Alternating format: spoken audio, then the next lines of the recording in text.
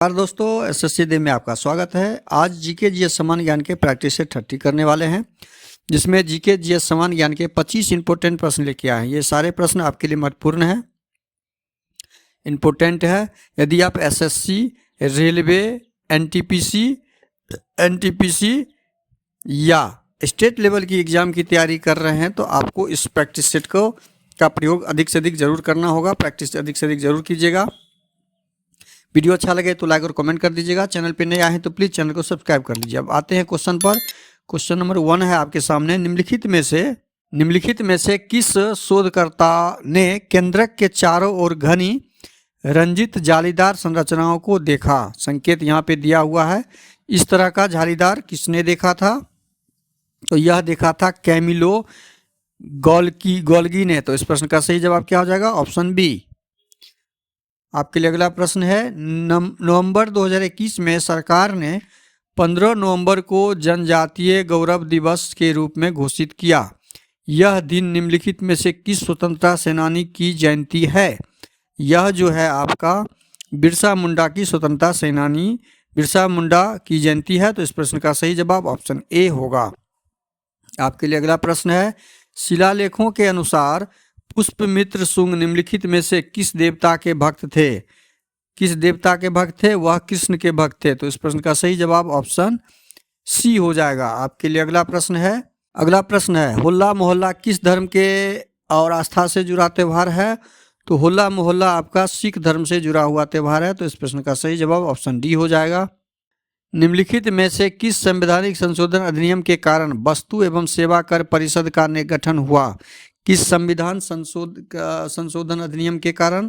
तो यह संविधान संशोधन था आपका 101वां संविधान संशोधन अधिनियम। तो इस प्रश्न का सही जवाब ऑप्शन सी। आपके लिए अगला प्रश्न।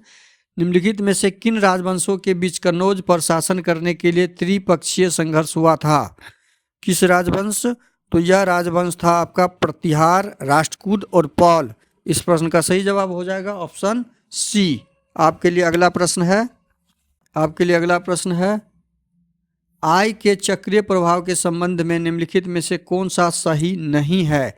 सही नहीं है उसे चुनना है आपको। तो सही बचत के साथ सरकारी व्यय चक्रीय प्रभाव में अंतःक्षेपण है, यह सही नहीं है।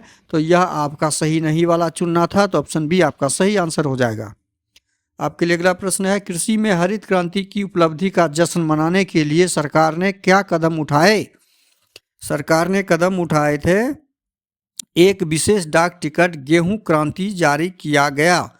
इस प्रश्न का सही जवाब ऑप्शन बी हो जाएगा।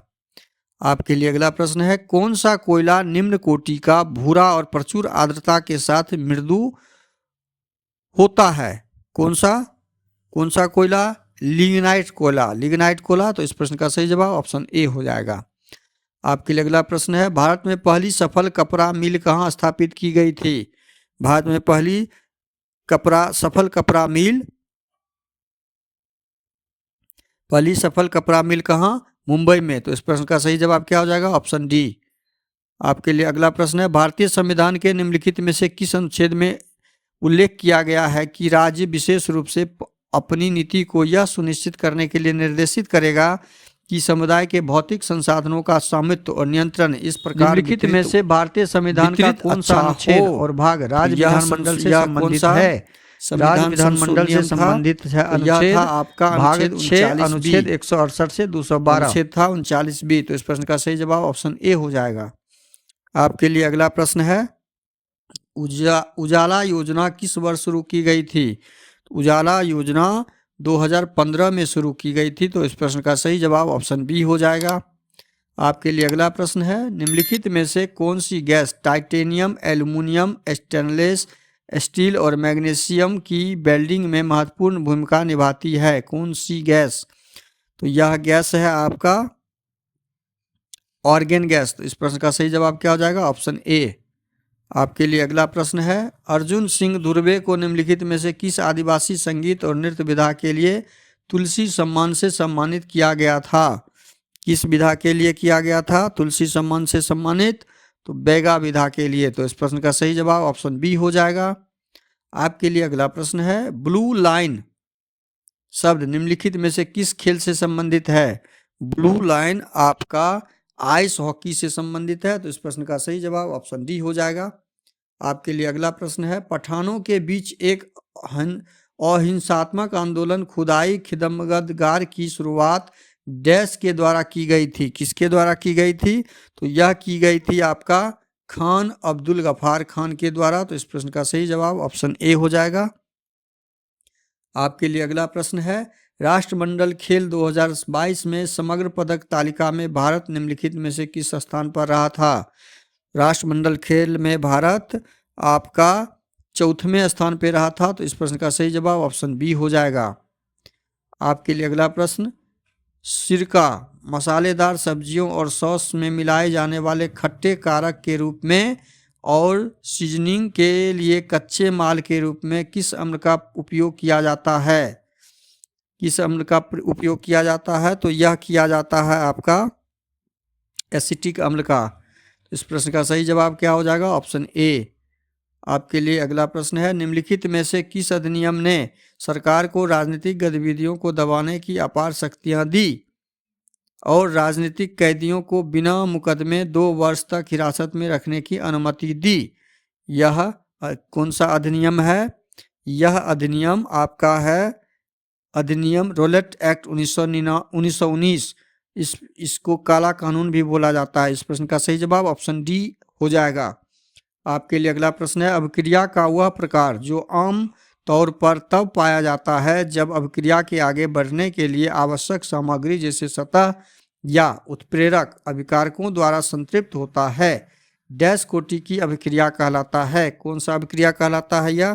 यह अभिक्रिया कहलाता है शून्य कोटि का। तो इस प्रश्न का सही जवाब ऑप्शन ए होगा। आपके लिए अगला प्रश्न है, संगीत नाटक एकेडमी का पंजीकृत कार्यालय कहाँ है? पंजीकृत कार्यालय आपका नई दिल्ली में है, तो इस प्रश्न का सही जवाब ऑप्शन सी हो जाएगा। आपके लिए अगला प्रश्न, विश्व में सबसे अधिक वर्षा वाला मौसीन राम किस पहाड़ी की दक्षिण श्रृंखला में स्थित है? मौसीन राम जो है सबसे अधिक वर्षा वाला कहाँ पर स्थित है, किस पहाड़ी में स्थित है? तो यह खासी पहाड़ी में स्थित है, तो इस प्रश्न का सही जवाब ऑप्शन डी हो जाएगा।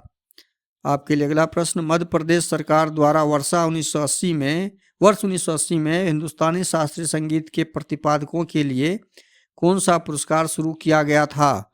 कौन सा पुरस्कार शुरू किया गया था? तो तानसेन सम्मान पुरस्कार। इस प्रश्न का सही जवाब आपका ऑप्शन बी हो जाएगा, तानसेन। अगला प्रश्न है, निम्नलिखित में से भारत सरकार की कौन सी योजना लक्ष्य संपूर्ण दृष्टिकोण का एक भाग है? इस प्रश्न का सही जवाब आपका क्या हो जाएगा? सीमांत कृषक विकास एजेंसी, ऑप्शन डी। आपके लिए अगला प्रश्न है, 1924 के पेरिस ग्रीष्मकालीन ओलंपिक में भारत का प्रतिनिधित्व करने के लिए कितने एथलीटों का चयन किया गया था?